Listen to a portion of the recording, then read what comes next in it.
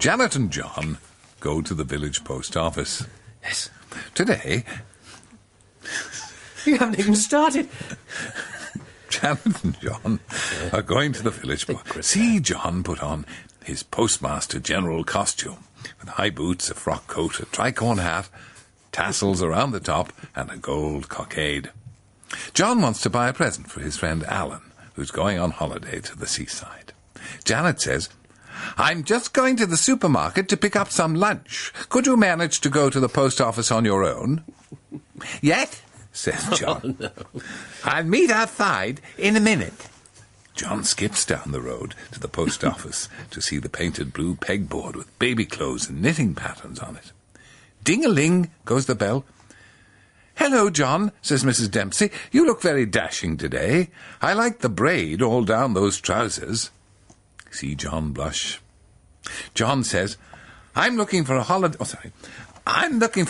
present for my friend, but he has a bucket and spade already."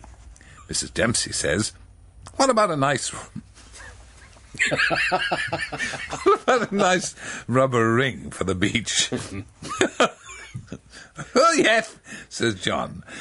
"That one over there, that's just the thing." See John get out the rubber ring and blow it up. "Can you see the pretty stars?" John can. "May I have this one, please?" says John. "I'd like to send it to my friend." Mrs. Dempsey says, "Well, we'd better let the air out of it first. We can't post it like this. It has to fit through this letterbox-sized slot on the counter.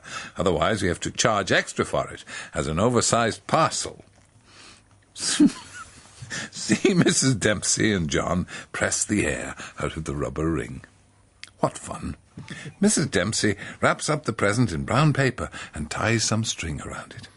John writes the address on the parcel and a card, and Mrs. Dempsey puts 3 stamps on it. "Thank you, Mrs. Dempsey," says John. John gets out his purse and pays for the rubber ring and the postage. Mrs. Dempsey says, "Sorry, Mr. Marsh, this is a 10-shilling note." Silly John. John pays the right money, says goodbye, and skips outside to meet Janet. "Hello, John," says Janet. "Did you get what you wanted?" "Yes, I did," says John. "Mrs. Dempsey was admiring my trousers.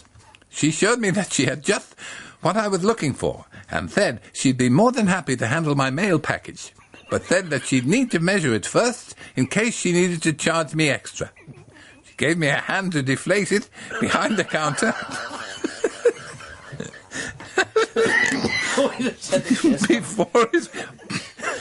Before it went off, it needed 3 stamps and some hairy string around it. Can you force a grown man into a 2-wheeled tartan shopping trolley? Janet can. Poor John.